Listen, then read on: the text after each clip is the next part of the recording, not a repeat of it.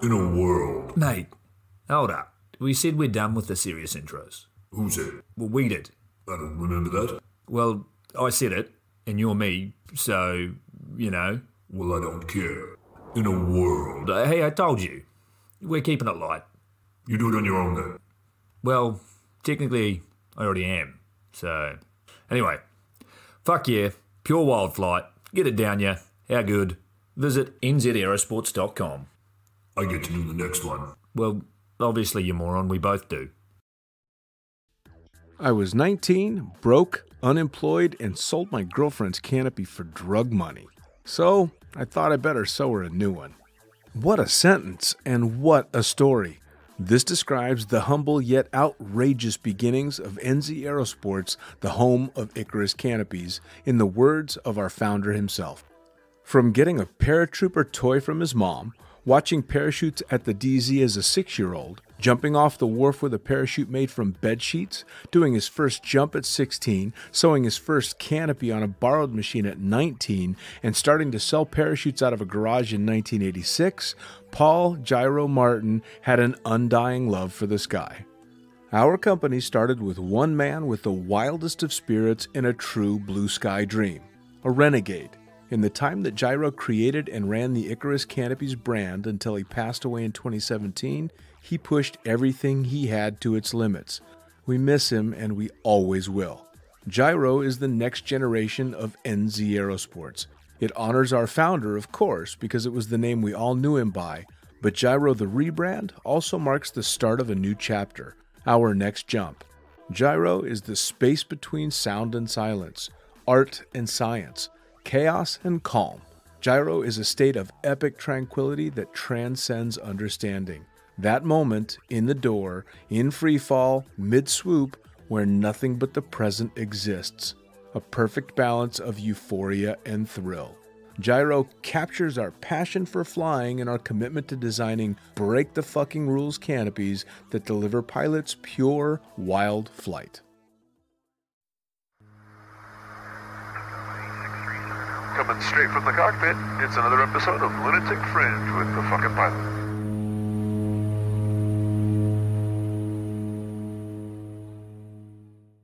Ready, set, go! Back in the can for another edition of the Lunatic Fringe podcast, and I'm diving straight into this one because I got a whole bunch of questions.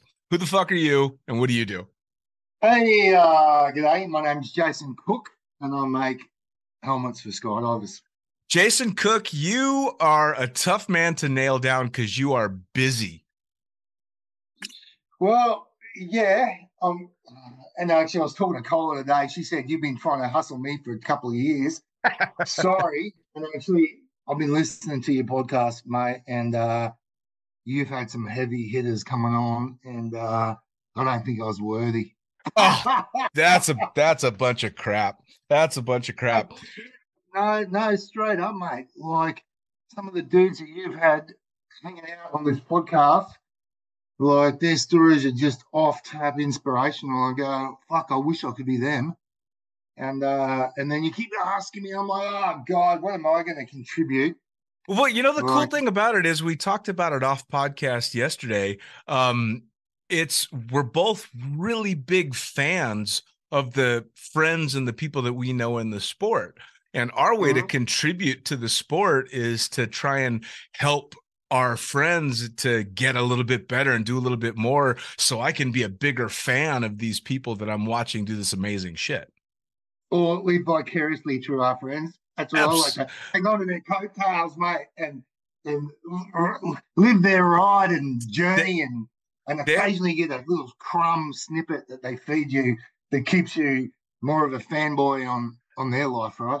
Absolutely. Well, and that's honestly, that for me is what it's about. That's one of the funnest things about the podcast is I get to talk to all of these heroes, old and new. You know, I mean, I'm sure you're the same. I've got fucking 22-year-old heroes now. How weird is that? Oh, especially, that's a hard part, mate, because, um, talk about evolution of the sport. And, man, since we've been kicking around, hasn't this thing just gone off the tap, evolution? Like, if you're going to try and spitball what the next 10 years would look like, I have no clue. No, me neither. No clue other than, I remember watching Luik, the wingsuit dude, fly down the Alps in the 2000s, and everyone going, what the hell is this kid doing? Yep. And now the proximity flying is the norm in the base world. Oh, I know. Yeah. No, it's crazy. Now, before we get too deep into what's going on now, let's talk about how you got started in the sport. What was the catalyst to you, not necessarily skydiving, of course, but doing anything extreme, and how did that lead to jumping out of airplanes? Oh, mate, so I was an apprentice instrument technician. And my mate, he was an apprentice fitter and turner. We used to drink beers after work, went, hey, you want to go skydiving? Anyway, bunch of bravado, bunch of dudes went, yeah, pick me. I think I just turned 21, like a couple months earlier. Long story short, he booked us in. I had the car to do the pickups on the Saturday to go to the drop zone. I only picked him up, and off we went. So hit the drop zone, and this is 91.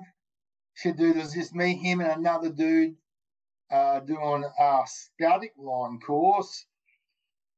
And long story short, end of the day, an instructor, Lunatic, cool chick, and we were the punks. I said to her, what's the cool thing about the sport? And she goes, free fall. And I said, well, what am I doing? She went, no, you're not doing that. And I said, how do I do that? And she went, well, look, you can do AFF. It's another $100. I went, okay. And I was an apprentice, so I didn't have 100.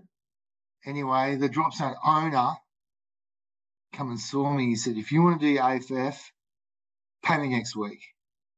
And I went, done. So two did AFF, static line. I did my AFF, landed up the fucking amongst the trees at the end of the drop zone, and then got roped into the people on the drop zone just grabbed me and my mate. We rang the bell, so we drank, couldn't drive home, had to stay the night. And it was like there must have been like 8 or 9 people there. And the girls just went, hey, you guys are cool. We call it an airgasm. And then the older dudes in their 50s said, we see it in your eyes, mate. You're going to be skydivers. And we stayed the night and partied with 10 people because that's all that was at the drop zone in the night. Like, yeah, it was like pre point break days. And anyway, I couldn't afford to go and do my next jump next week because I had to pay the drop zone owner back. So we missed a week. Me and my mate went back. He did stage on AFF and another jump. I paid my drop zone owner back, stage 2. And then mate, the drop zone just grabbed me and my mate and went, here, come with us on this journey. And they went, then, guess what? We're having a week skydiving.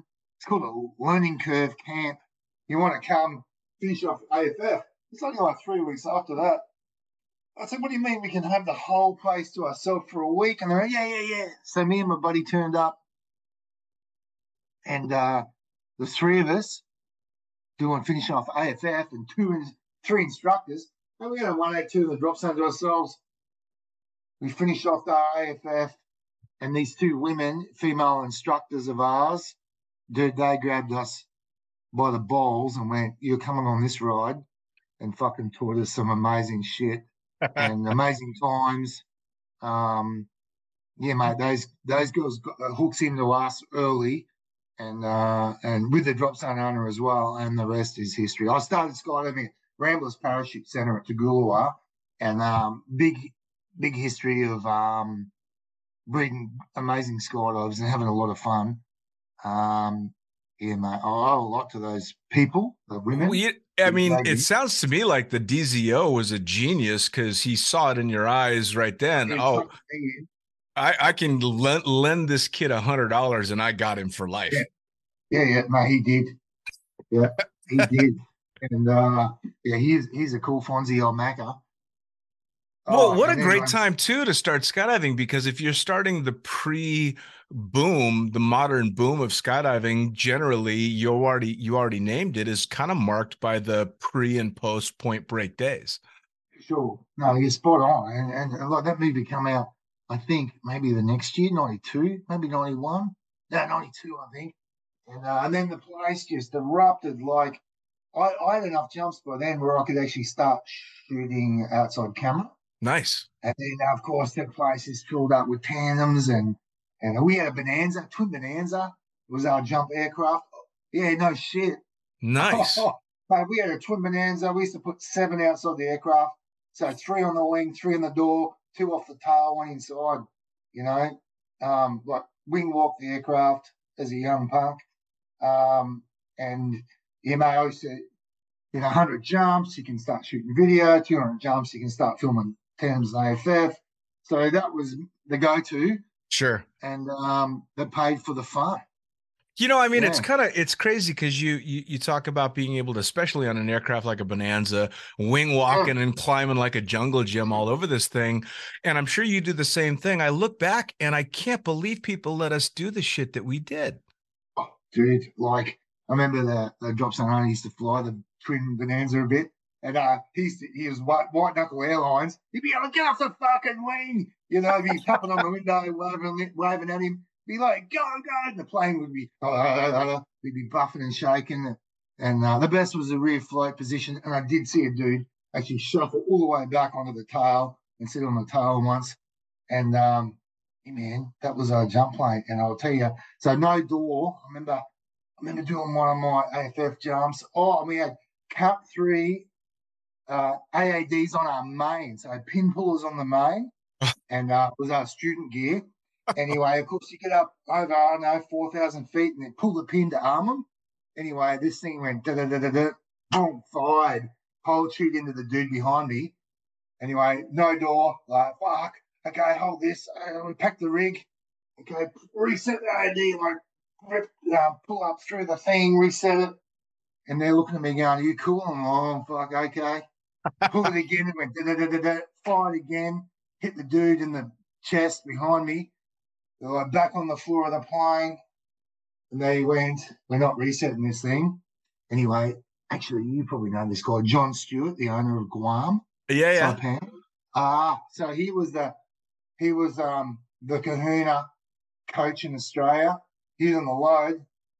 My instructor looked at me. This chick goes, "You gonna pull your main parachute?" I went, "Yeah." He's like, "We're going." John Stewart's looking at her going, what the fuck? He went, well, he said he's going to pull. Off we went.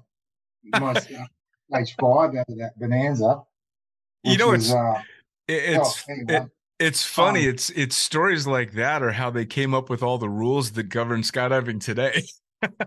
Oh, dude, I just remember laying on the floor trying to repack this spring-loaded pilot chute into this rig, looking at another guy who's on his AFF jump, more scared than me. I'm like, what about, mate? Like, I've got shit going on behind me. I can't even see.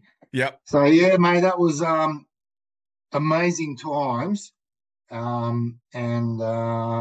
definitely got suckered into the sport. So did the Point Break revolution, did it have like an immediate huge effect in Australia like it did in the States? Oh, absolutely, mate. We went from like 1 or 2 tens on the drop zone a weekend to like 2 or 40 and 50, and shit, man, a day, and then we only had Cessnas and a twin Bonanza, and like shit, mate, just rotating those old, long-term aircraft around. Sure. So we did 5 video jumps a day, 5 tandem jumps a day, and then like the Australian turbine industry grew pretty much out of our little wee drop zone. Another one of the Kahuna guys was a farmer that used to fly in and jump into our drop zone with a 172.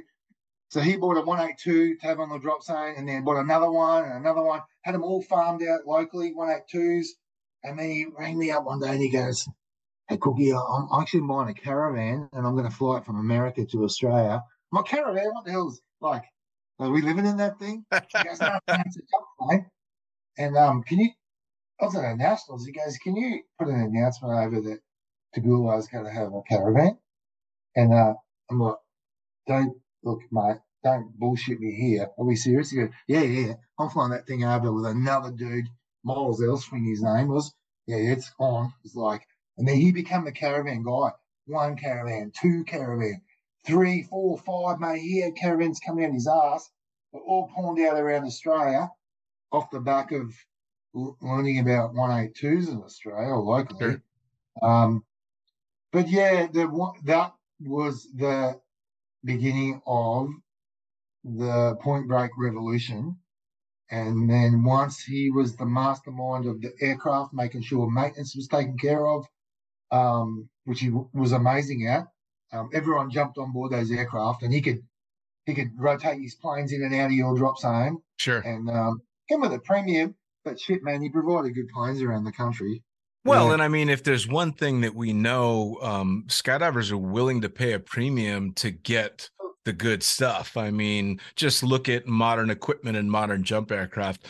Clearly, we pay what's required to go out and play. We'll starve ourselves to death to do it, but we want the nice toys, you know. Of course, for sure. Well, and I came into the scene a couple of years after you did. It was getting a bit more well established, but I still came into it in a great time to decide to become a working skydiver because it was still relatively unregulated. You know, I mean, obviously you had to have ratings to be an instructor and stuff, but being a camera flyer, that happened because the DZO or the guy that ran the camera concession liked you and you did a decent enough job to not fuck it up. Yeah, spot on. No, You know. mate, same for me. Yeah, exactly the same. And then you become a commodity, right, for all the operations because, hey, it's just, I mean, as much as it is a fantastic marketing tool, there is a little bit of fat in it for the operator as well. So it's like, Sure. hey, I'm selling another load and I'm getting a bit more cream and you're getting paid too. So I get it. And fortunately enough, on the back of that, we got the jump numbers up to then become instructors, right? Because we're doing recurrent. Yep. You know, we have to fly close to tandems. We had to get there quick. We were jumping from 10,000 feet too. So yeah, you got to get your shit together to get underneath stuff quick and exit wise, and then you just current. So when they ask you, would you like to do your AFF rating, it was like, oh, okay, no brainer. Yeah, it was a bit of a late starter to the tandem stuff. I think I definitely had over 1,000 jumps before I started doing tandems. Sure. And which I was about the same, man. Honestly, if it had been up to me, I would have been a camera guy for life. But me too. You know, the drop zone that I worked at, they started to realize quite quickly that us camera guys were having more fun flying our own parachutes and making really good money, you know? So all of a sudden the tandem instructors are like, fuck you guys. We want a part of that. And, you know, have to carry those big rigs to the aircraft 10 times a day. Yeah. Spot on. No, yeah. I mean, looking back, I don't blame the guys, but I mean, at the time I was like, I don't want to do fucking tandems. I don't want to do this. And then all of a sudden I fell into enjoying it, but, it was definitely not my choice. I would have been a camera guy forever. And I was well over 1,000 jumps before I got that tandem rating. Yeah. Well, look back and it was that, you know, that formality, that next step. I remember my buddy, he was a rigger, and he had a rating. He was a rigger that could teach me to become a rigger as well. And he goes, come on, man, you got to pack your own reserves. Oh, fuck that shit, man. Anyway, no, I'll teach you. Anyway, we had a new tandem rig come in. He goes, I got a new rig to assemble for the drop zone owner. Come and assemble it. Anyway, I jumped that thing the next morning. I had a malfunction on it. I packed the reserve on it. And I had the stupidest malfunction. But I remember getting off it going, oh shit. Oh, okay. Life is good. Anyway, I did all my pack jobs, and Ben goes, you need to do the exam. I'm like, I'm not doing that shit, mate. You can just I'll pay you to pack my reserves. Yeah. You know? I was kind of the same, you know. I mean, I worked at Skydive Las Vegas that had an excellent master rigger who would do courses and stuff, but I was so busy with jumping and working. I was such a workhorse at that time. The idea of spending what little spare time I had in the loft sewing shit up just didn't appeal to me. Yeah, me too. Oh, the pressure. It was like it's a serious business. Yeah. Um, and I mean, yeah, mate, it's a serious business because shit was ever changing, like new regulations, or there was a rigging mod, or you got to keep up to date on that stuff, and that wasn't my game at the time. Yeah, for sure. It's a full-time thing. I, Yeah, I yeah, think it would appeal to me now a lot more. And I think that's just age. You know, I've settled into enjoying that meticulous stuff, whereas before it just seemed tedious. Now I think it would be a little bit more fun, but I don't see myself becoming a rigger now either. yeah, mate, it's a tough game, and the thing about it, we need these people in our industry. Yes. Like if you think about it in Australia, you go, shit, man, there's not around. And dudes do dedicate their lives to it. And Yep. hats off to them. Like proper hats off because you need some equipment. You just don't turn up with a couple of pull-up cords and a bobbin, and picking Yeah. up and shit. Like you need proper tools. Yep. Yeah. And Well, yeah, that's hats why off to the master we riggers on we that for we sure. definitely picked the easiest route because especially when you and I got started to become a cameraman, all you had to have was a Mm. fucking camera. I know. You Hey, know? look, I started, mate. We'll jump on those VHS stuff, Oh yeah. and the picture would just trip out, flutter, take flutter. You get in a position, and suddenly, oh, you couldn't see it, and then you get underneath, and life is gold. Come deployment, it would just, if you sat in the wrong spot. So, and that's how I got pretty much kicked off. Is that I started making? I bought a bottle of like a gallon of latex rubber, and I electrical taped up all the holes on a VHS camera. For a week, I just painted latex on, and I made it like a quarter-inch rubber condom over this camera that I could peel off, and that kept the wind out. It was really just enough. You could peel the microphone off and do all the ground footage, the Sure. tandems and stuff, and then condom down, off you go. And then that's how I pretty much started that process of me assembling cameras on helmets. And then I made, I remember a new SVHS was the new thing. I bought a VHS, like a tape player, it cost me $2,000. Anyway, I was like, oh shit, I've got to build a box because actually I'd made the tape, the condom, and it wasn't working. So I made a foam plug just by hand, and it was a massive big thing. And then I pulled a mold off it. Actually, no, I gave it to a boat builder to pull the mold off. It took forever. So I just bloody went to a fiberglass shop and said, what do I need? And then I made a box, one, and then someone said, I want one. I'm like, oh, that took me all week. And yeah, that was the kind of starting point to making tooling. And actually, 93, I went to Paris to buy my first brand new rig from square one. Mm. And there was a guy named Greg Hunter called Headhunter Helmets. Yep. Had a small rear entry, like 15-degree up. Yep. And I bought one of those bad boys, took it home, put my box on it. And I hate to say this, mate, I knocked it off. I took a mold off it. I stripped that helmet out, took a mold off it, and then I put a ski boot buckle in the jaw that you ratchet dial up. Yep. So you had a dial in the chin that put two cables to bring the back in. And that was that's how I kind of got kicked off. And this was all this weekend warriors shit we're talking about. I was working and having fun and jumping, and people were, I'll go and see Cookie for a helmet. I'd have to go to the parents' garage and tinker for a couple of weeks and the shit together. Yeah. Well, I mean, especially back then, you kind of had to learn how to do it yourself with a lot of Sure. that shit. I mean, I remember a guy by the name of Sammy Popov who runs Skydive TV showed me a trick. Yeah, good. Yeah. He showed me a really cool trick using just a rocker switch and a telephone plug so that you could wire the telephone plug so it would plug in and you wouldn't have the chance for the still camera to accidentally unplug. It would lock in because of the telephone cable. And then the rocker switch would just sit against my lip and I could just click my lip instead of having a bite switch. Yeah. But he figured all of that out. And of course, you take all these little tricks that somebody else has and kind of jerry rig your own system throughout the way until guys like you started making helmets that thought of all that shit for us. Oh yeah, look, I mean, I used to buy those 20 milliliter hypodermic needles without the needle, and then so I'd chop the needle off and then run the cable through the bottom and put a switch in the top. So I used to all my stills photography were done by hand. Yeah. Once that shit was ratcheted up on my face, if I put something on my mouth, I'd be like a hooker at a fucking blowjob convention, mate. I'd start gagging. Yeah, you couldn't do it. No, man, I couldn't do it. I couldn't have anything in my mouth. Yeah, no, I was the same way.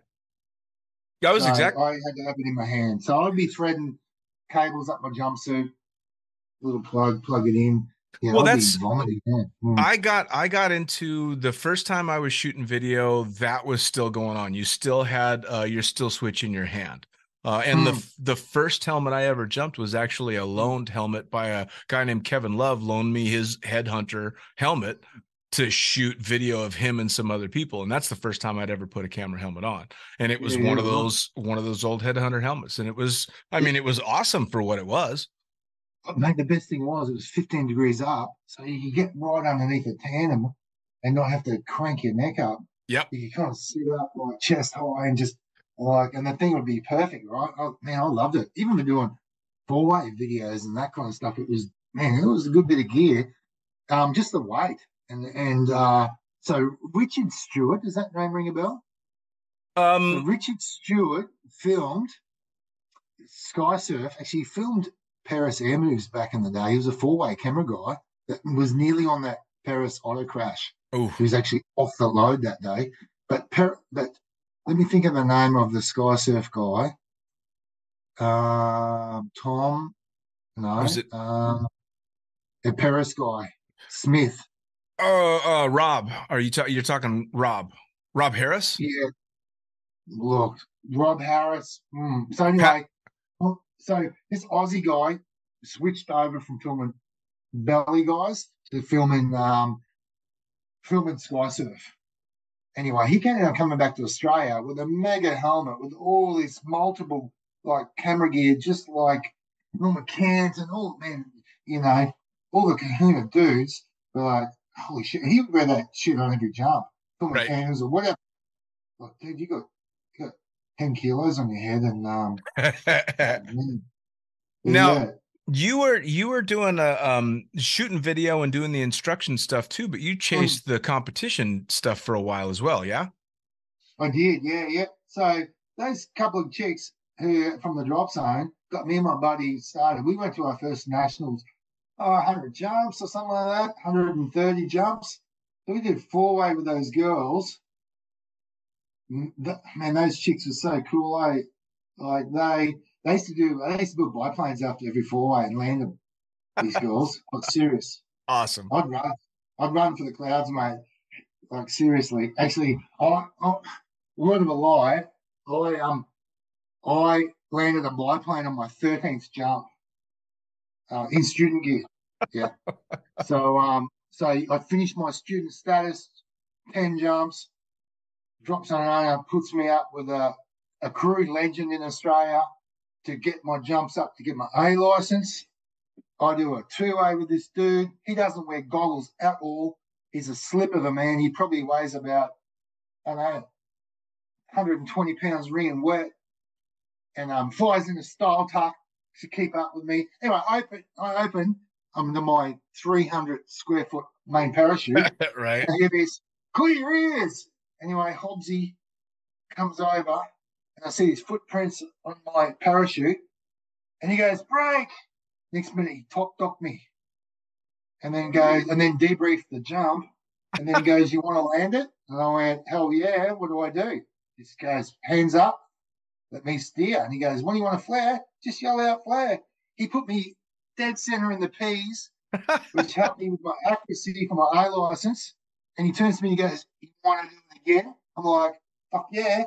So we go up, another two-way, I'm ready, clear the ears, Hobbsy comes over, Nobsy comes over, I'm flying brake, top docks me, I'm like, cool, and the next jump, he stows me right into the PZ.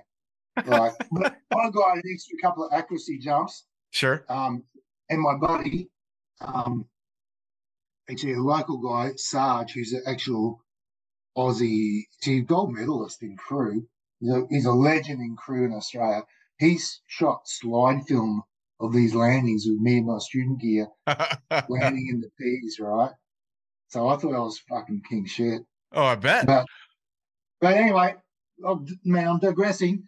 Yeah, so this girl's took me four-way, and then my mates, you develop friendships on the drop zone. We went and did more four-way, and then, oh man, I remember 94, Jack Jeffries came to Australia coaching at an event. I said to my mate, we're in the northern states, and the southern states is where all the hardcore relative work was going on. So we went down to a Jack Jeffries event. Me and a mate, I ended up filming 8-way. I ended up filming competition stuff. We did a couple of jumps with a couple of the southern locals, and put our name in the ring, or a hat in the ring. So hey, look, we seriously want to compete. And then, shit, dude, I went to a tryout in Sydney, the southern states, and shit, man, I didn't make the team. Fuck, and I'd worked this away job for months, and I had all the money to go to a world meet, and I wanted to go to a world meet, but I didn't make the team. I got, man, you go to tryouts, sorry, Right. There's always one dude, right? And my buddy, who's my business partner, he was on the team. He's like, oh, fuck, I'm really sorry. So, long story short, I ended up teaming up with a couple of ex-Aussie champions and did four-way at our nationals, and we beat this team, right? The two four-ways out of the 8-way. Sure. We beat them at the nationals. Oh, there's some satisfaction there.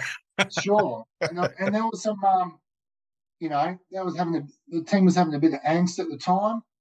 And they said, this is 96. Oh, and they actually went to America and trained in Eloy for like 2 months. And they said, look, we're looking for a couple of slots. Do we want on? And I'm like, sure, mate. So, yeah, I went to the 97 World Meet in Turkey. We trained in Arizona for nearly 3 months, Wow. 2.5 months. And yeah, talk about coming away from that competition. That's when the Golden Knights smashed every record on the planet. Sure. And that was amazing to watch. But I definitely come away really dejected. I didn't feel like I allowed all the experiences of training, competing. I was a punk. I was just a kid. I kind of look back and go, what happened? 10 rounds of 3 months of training and all this money and all this sacrifice. What are you doing it for, mate? And I had to question myself. I'm like, yeah, I'm doing it for bloody good fun. Sure. And like 10 rounds, it is important, 10 rounds, but, it gave me a real taste for it. And then, yeah, mate, I just kept chasing that dream with my mates. Yeah. Good guys, good fun. We got coached by... It's a shitload of fun, right? Yeah. Yeah, mate, it is, yeah. And being in Arizona, we got coached by the airspeed lads and did some airspeed appreciation days. So 4-on-4 with those guys, mate. They schooled us good on not just skydiving, actually, they schooled us on a lot of life lessons. Sure. That can never be taken back, they schooled us on how to be good humans and how to be good teammates, on how to be better than yourself. Those blokes, they actually laid a big platform for our team that set us instead for for the life of me. Sure. For a team, it was definitely it was humbling, and at the same time, if you want to be the fucking best, you have to play by these rules. You can't be the dick. Sure. I was good at that. Well, that's Good the time. thing. We talked about this yesterday as well off the podcast. The community is so powerful in so many ways, and that it's funny when you get to the amount of time that people like you and I have had in the sport. Jumping is the least important part of the sport for me. It's the community, and it's cheering on those guys that are hard charging, but it's lessons that you pick up from guys like Airspeed that just last you the rest of your life. Sure, and there's so many of them, isn't there? Like, There really are. you just got to pick. Like, there's so many amazing qualities about people in our sport. Oh yeah. Like, they're just from being funny to being serious to being, calculating to being just fucking amazing humans. Like, man, you just want to pick a little bit of out of each one's soul. Yes. And put them in your own back pocket.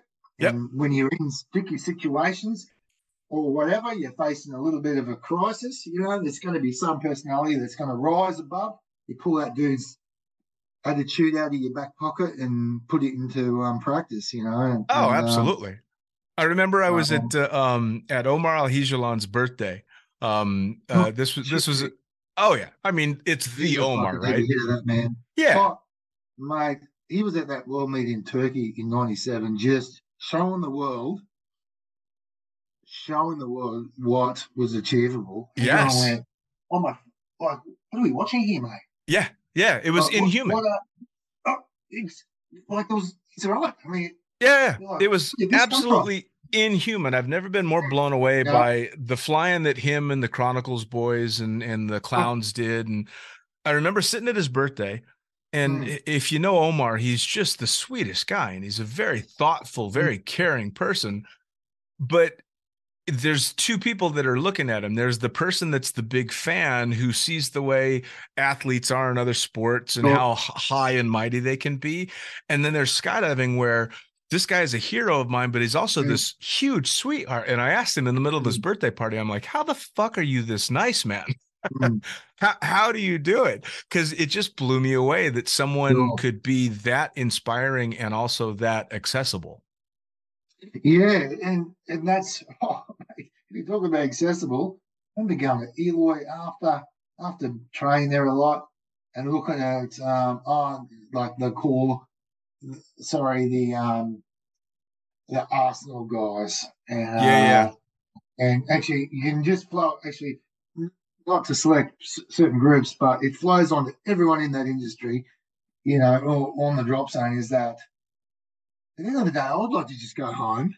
These guys will give you their undivided attention all day, debrief you, want you to be the best person of yourself, and then they'll go, guess what? Come and have dinner with me and hang out.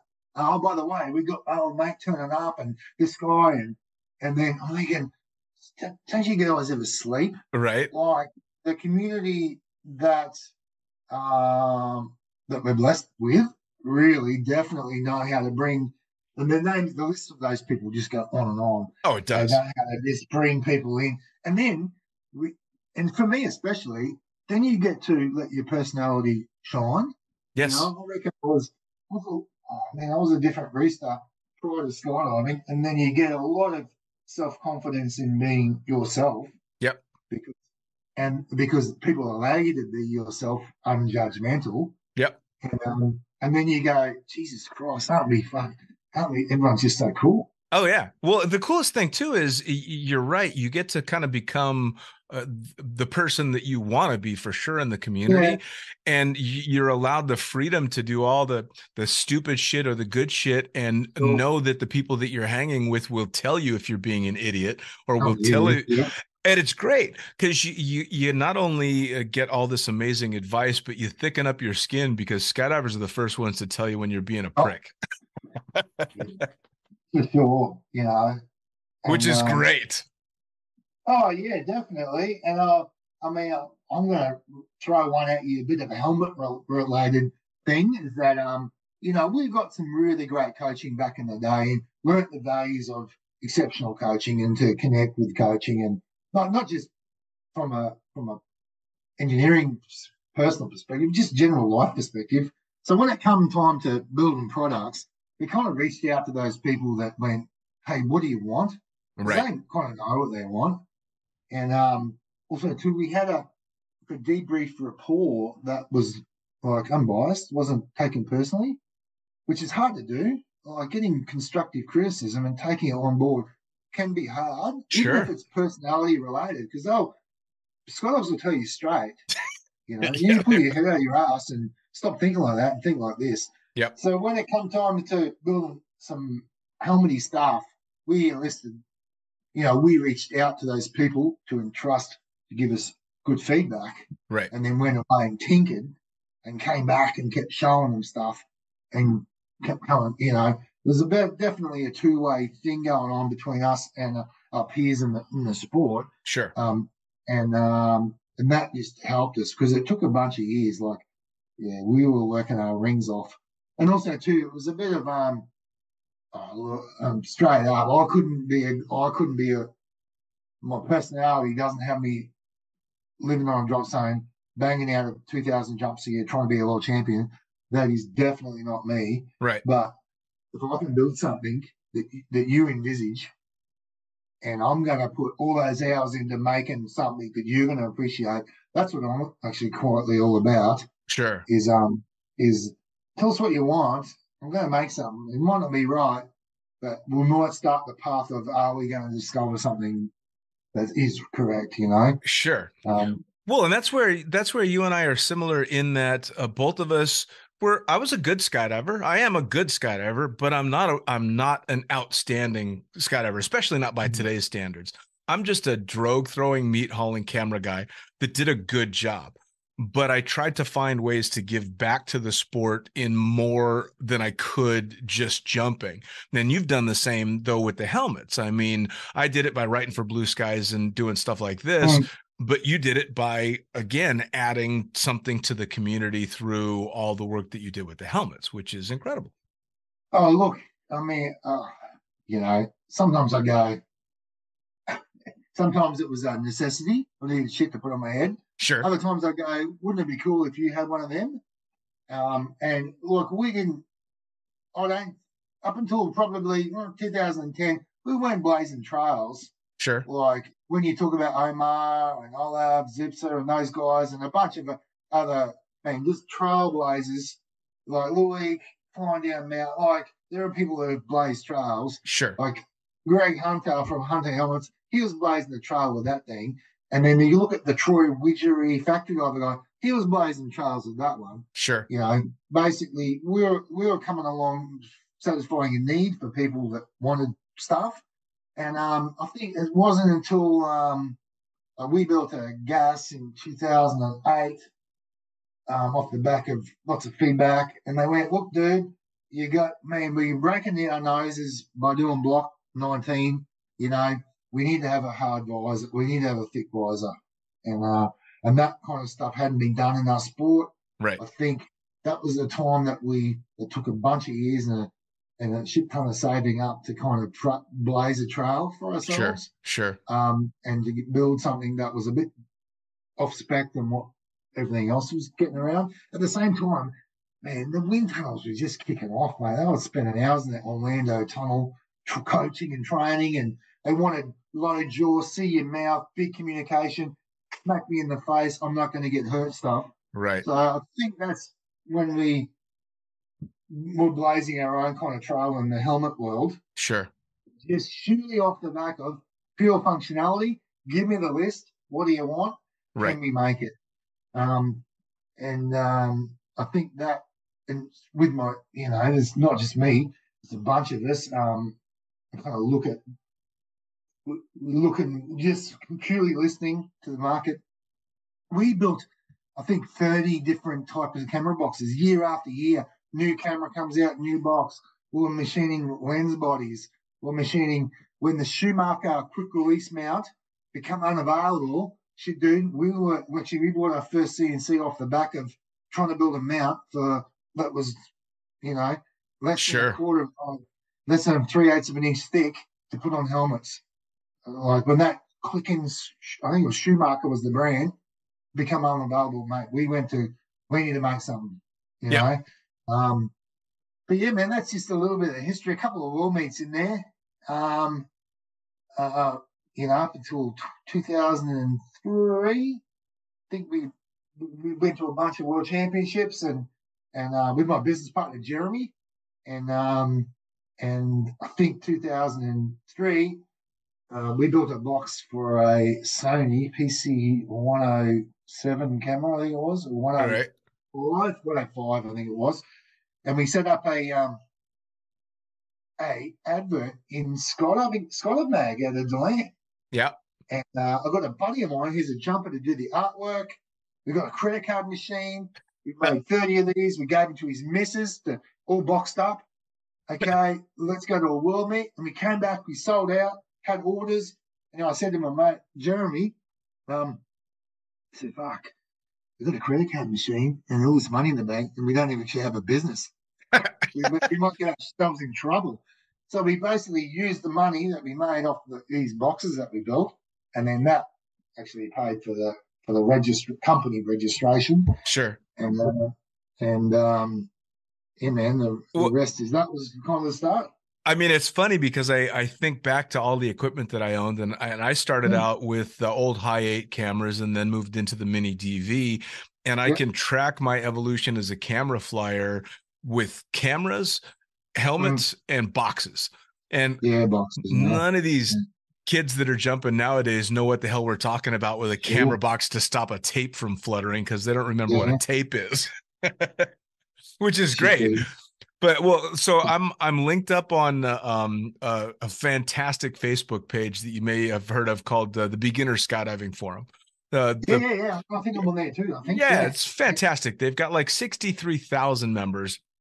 Not all of them active. Oh yeah. A lot of people that are learning how and just getting started and everything. So for them to hear the evolution of all this stuff that happened is always a lot of fun. It's always very interesting. And I get a lot of feedback from them going, you guys used to have to do what? And it's especially with equipment, it's that way as well. And especially the helmets. And it's got to be pretty wild for you after as many years as you've been doing it to take a look at any one of the, world record jumps that gets done and see your logo on more than half of the heads in free fall. That's got to be that's got to be cool. Yeah, mate. Like, talk about proud. Yeah. Talk about blown away. I think, humbled that people, hey, mate, I'm a pro-choice dude. Technically, if you look at any of the rules and regulations, and I was one of them too, 100 jumps, I'm not wearing a helmet, get fucked. Sure. I was one of those guys. And then like, how do we put our audibles? And I actually got grounded going low because I wasn't looking at my altimeter. Sure. And we had to put straps and stuff on. But yeah, mate, just looking at all the big way stuff, yeah, for sure. Remember, we're a bunch of belly flyers. Sure. And we really targeted that. And when we looked at the free flyers, from probably 2006 to even probably 2010, or 12, these guys are running open-faced helmets with upside-down cameras on the side, right? Yep. They weren't wearing full-face helmets, okay? That was their style. That was their gear. When we were making gear for that, but also we're making gear for the belly flies, which was full-face, low-jawed stuff. Tunnels was the light switch moment for everyone. And went, wow, we can actually go indoor and do this stuff. And now look at the disciplines that have come out of that, wind tunnels. They're off the chart, right? We can do our belly stuff in there, and then we've got dynamic. Also, too, we've got the freestyle stuff. We've got kids. We've got actually disabilities. Bloody flying the wind tunnel. So our helmet little world of cameras and belly flies, it definitely grew. Yeah.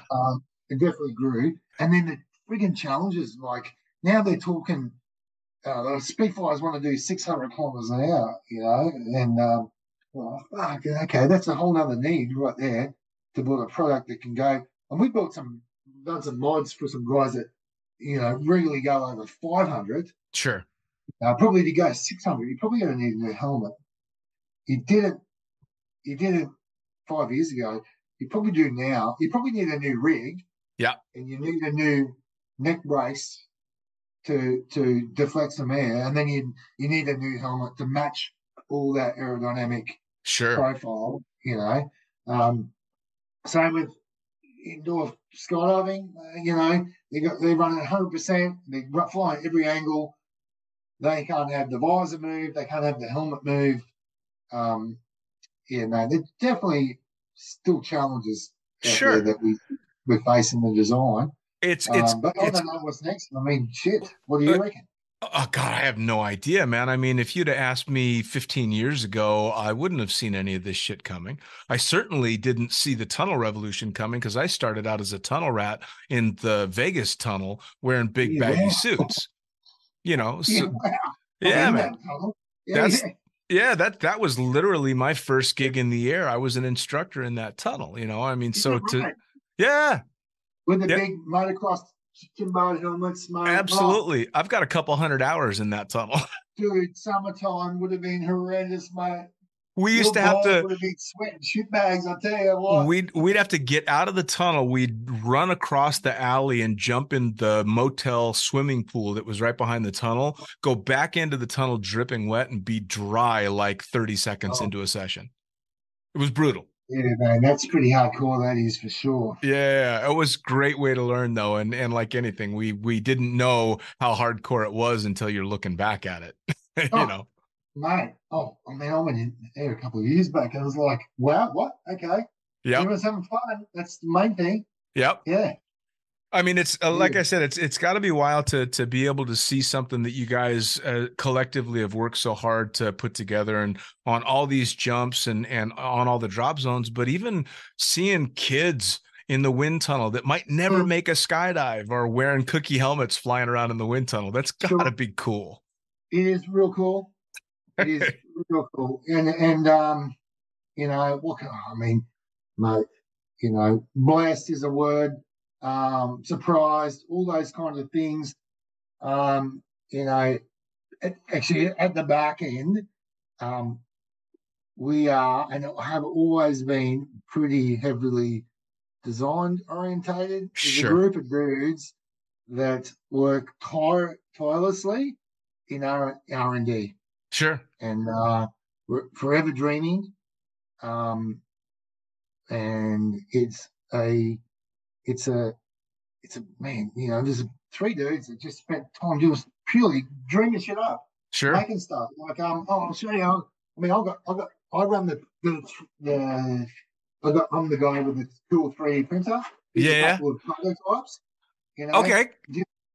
Just kicking around at home here because I printed them the other week. Right. That's the internal bit.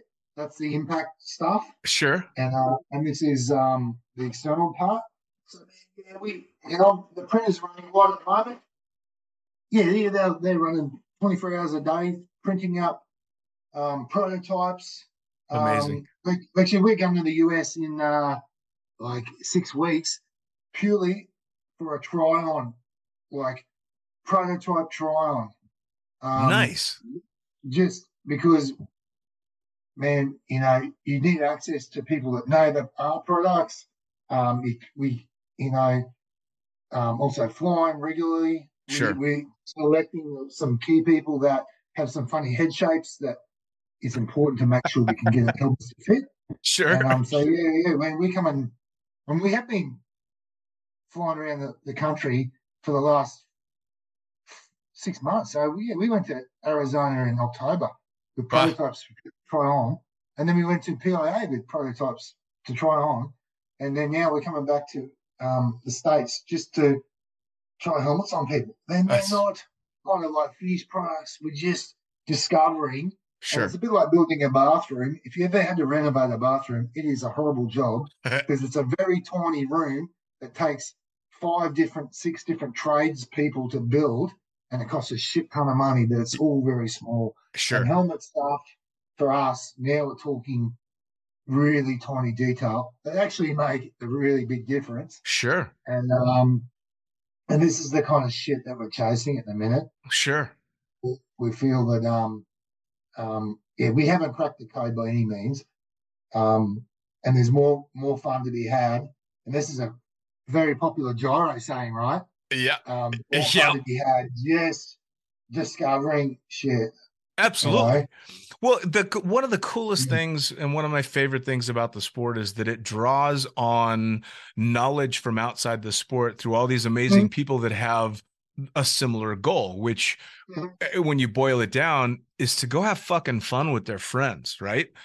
Yeah, that's absolutely. That's why we all got in it. And now you take people with design and engineering skills and all these different ways that they can bring this to the sport. And skydiving is filled with incredibly talented people in every aspect. And what you end up with is canopies by companies like Gyro and helmets by Cooke. And, so you get all these amazing things because you had a bunch of people that were just out for a good time. Yeah. Hey, you want to get in the weeds for a bit? Yeah. Yeah, so, man, long story short is 20, like this is when I held up that prototype, this little red bit here. Yeah. Like, this little bit here, oh, mate, there's, what are we, 2023, 2014, what's that, man? There's 8 years worth of R&D, like, in building internal shit. Sure. So, and, just, I mean, this might be for the techie guys out there, girls that want to hear a little bit of the engineering backstory. Let me throw it out there. The French Parachute Federation with the French government said, if you're going to put a helmet on a student, it's got to have a certification. Sure. Once you have a licensed skydiver, we don't care because our rules say wear whatever you want. And that's the rules pretty much around the planet. Get to a certain level, get a rating or a license. We don't care. You don't have to wear a helmet. So the government and the federation just started designing a helmet standard. And then what they do is they bring, once they get the nuts and bolts underway, they bring the manufacturers in to kind of have their take on it. Because at the end of the day, manufacturers, if they build a standard, manufacturers have to build stuff to the standard. Sure. So we had some meetings in 2015 with the French Parachute Federation and government.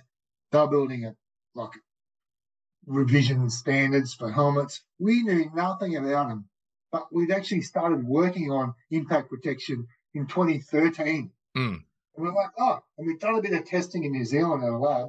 Like, this could be good. Anyway, it was definitely a challenge. So we had these meetings and then they had a few changes and we had to go and get schooled on the engineering about impact protection. And then when we were attending these meetings as well, some of the things that they're bringing up, we actually built them and then went, look, we're not so happy about it. And I'll give you, because we're skydivers too, we're kind of like, okay. And one of them was they wanted a snag test. That was let me think, it was a 0.5 millimeter line, waved over the helmet, can't catch. And I went, look, man, student parachutes, man, most of my student parachutes had background line that were about the size of your finger. Sure. But most student parachutes these days are like 725-pound Spectra or something along those lines. We said, hey, look, how about you use a 725-pound Spectra, which has a dimension of 3 millimeters by 1, put that under tension like you suggested, then wave that over the helmet as your guide, because that's actually a parachute line. Sure. And that's what you want to test for. And then the other one was retention. There was a buckle test. There was automatic release. Anyway, he demonstrated that it wasn't a great idea. Right. But automatic releases is like having an automatic ejection seat in a jet fighter. So you're flying along and suddenly this thing goes, you're gone. Don't you get to choose when you want to eject? Right. So we went, hey, look, let's not have something automated that you got to have parameters around. Let's make the buckle so that if you need to eject it under a load, you can. Yeah. You unclip it. And there is a standard for that buckle, and it's in other sports. We went, just use that one, because once you get a load on it, if you are hung up, undo the clip, the thing will release. Looking back at some of our buckles, they won't release under load. They don't. The moment you put a lot of force on them, they'll hung up.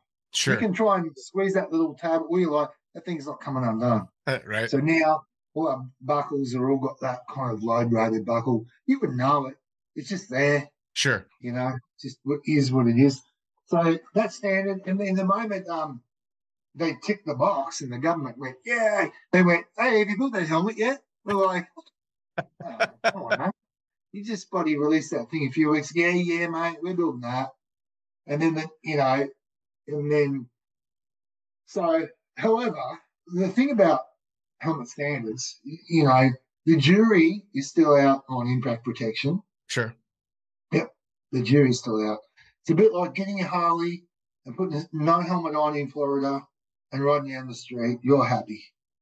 Right, I get it. You are as happy as a pig in shit, mate. The wind blowing in, well, yeah, happy days. If you come off, God, the hand of God will take care of you, whether it's good, bad, or indifferent, right? Sure. So the jury's still out about impact protection. The thing about our sport, I would think with impact protection, you are talking about so many variables and so many extra directions and so many varying speeds. Sure. At what point do you need to be impact protected to? 100 kilometers an hour, 150, 200, 500? I mean. And listen, to build helmets that protect you, like you were just suggesting, they wouldn't physically be viable to make. We wouldn't wear them. Well, and you'd have a perfectly preserved head and the body would be gone. There you go, mate, for sure. And think about all our helmets that are on the market today. They do have their limitations. Sure. And most of them are this. And this is as simple as it gets, except for kayaking. If you imagine, you've heard of the unfortunate incidents where people have been drinking and the one punch kills. Sure. Someone gets whacked from behind, they fall over, now they're dying, right? Sure.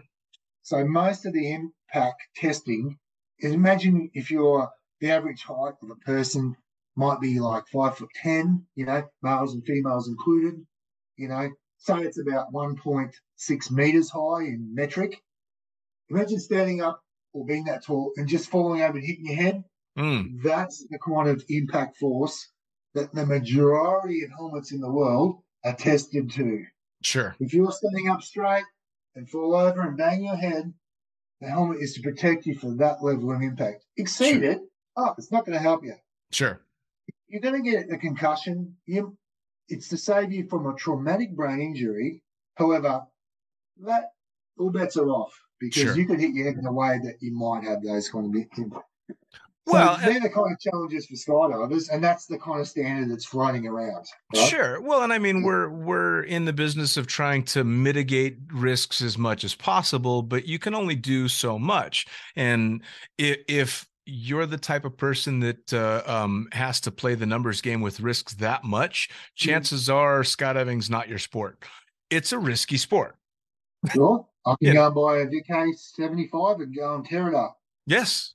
Absolutely, but I can also get on a kid's scooter, get going too fast down the street and eat shit at the lamppost in the corner, and I'm just as dead. Yeah. So, from our perspective, being a helmet manufacturer, we have to go on one technical challenge. It's the Pepsi challenge. Try and build the shit as small as it can and get to achieve those kind of impact ratings like we're just talking about. Sure. Because we know volume is the biggest killer in our sport. Big helmets, lots of drag, high weight, opening shock. Hurt your neck. Yep. Mate, we're in the business of trying to develop shit that's close fitting, meets those helmet impact requirements, but it's really conducive to the kind of shit that we like to do. And that's flying fast and open in parachutes. Yep. Well, I can't wait to see the evolution as it continues, because again, looking through the lens of all this time in the sport, I never would have seen the equipment evolving like it has, and I can't wait to see where it goes next. And speaking of, how do people now, especially for like all the people in the beginners skydiving forum that listen, how do they find out about Cooke helmets? What's going to be good for them? How do they find you guys on social media? How do they buy those helmets? How do they test them? All that stuff. Yeah, no brainer. So flycookie.com is definitely the website to visit. A little bit of an old website with a couple of new fancy tweaks on the front. Look, that's the shop. But remember, man, we've got a great network of dealers globally. So definitely, first off, if you're thinking about where you bought your parachute or where you bought your pull-up cord or your closing loop or something, go to those guys first. It's your first port of call because those guys are going to give you that local customer support that we can't give you from Australia. Sure. Socially, no brainer. Cookie helmets on Facebook and Instagram. We're about to release our Instagram mount. Don't hassle us about when it's coming. Jeremy's still machining that shit right today. Right. Putting an extra hole in because there's some like light at the bottom of it. Right. They'll be coming soon. Insta360 mounts for the roller mount. There'll be a few little tweaky products coming out through the summer. Also, too, man, we got roadshow tours in America with Nick Grouette and Jake Jensen. Nice. They'll be kicking around the States. And also Al and Pixie Hodgson in Europe. I think they're in Slovakia at the minute. Just gorgeous drop zones. Amazing people living the dream. I wish I could be there with them. Man, that pretty much sums it up. There, That's Dan. fantastic. Have you got any off-the-cuff questions, Honestly, I think we've kind of touched the bases on pretty much everything I wanted to hear. The big thing too is kind of just getting the origin story. I love knowing where all this stuff originally came from, and especially because, like I said, I can kind of track my evolution through the sport by what equipment I had at the time, and having had so many of your boxes and all that stuff all the way through, and now my G3 for being in the tunnel and all that. It's kind of neat to be able to talk to one of the main people behind something like that, because it's an iconic piece of equipment that I've had my entire career. Yeah, sure. Look, I think, I appreciate those kind words. Totally.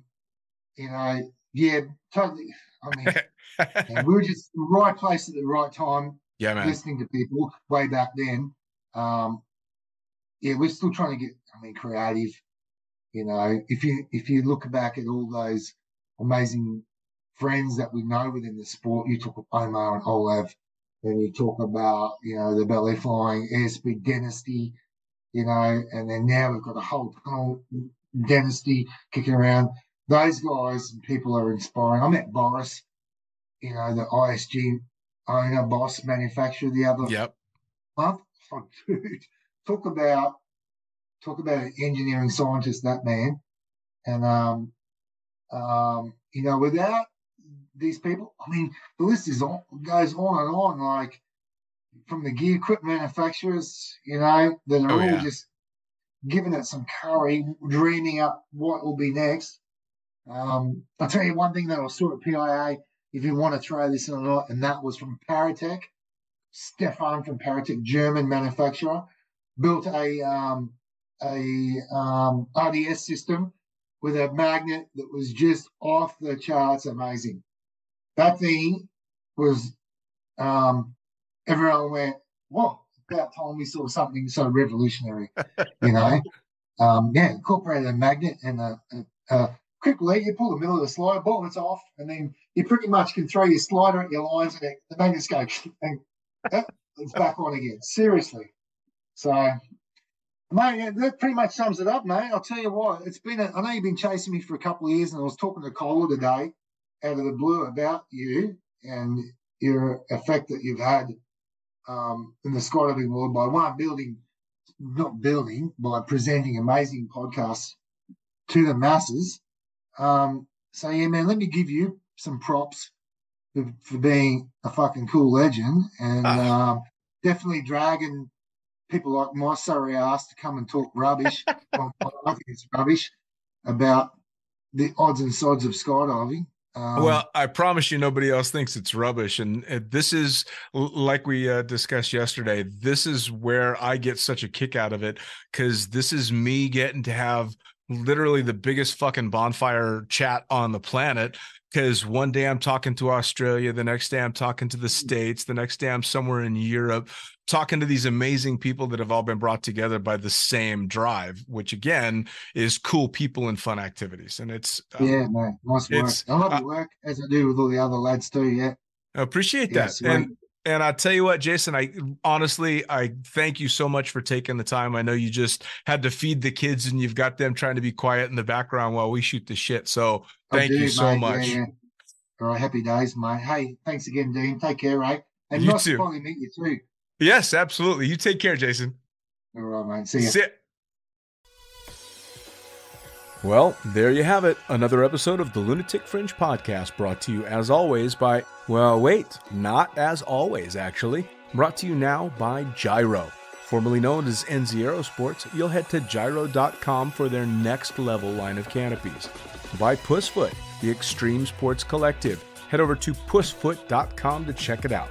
By Summit Parachute Systems, check out summitparachutesystems.com to talk to Jarrett Martin and the gang about kick-ass pilot rigs, rigging courses, and more. By Flyaway Indoor Skydiving, go to flyawaytn.com and check out all the cutting-edge stuff to come. By Pure Spectrum CBD, head to purespectrumcbd.com to check out their wide range of CBD products. And as for us, head to the lunaticfringepodcast.com to listen to any of the hundreds of episodes currently available, hit the link for our YouTube channel, pick up your copy of the Lunatic Fringe book or The Accidental Stripper, and get a sneak peek at upcoming guests. Once again, thanks for listening. We'll see you next time.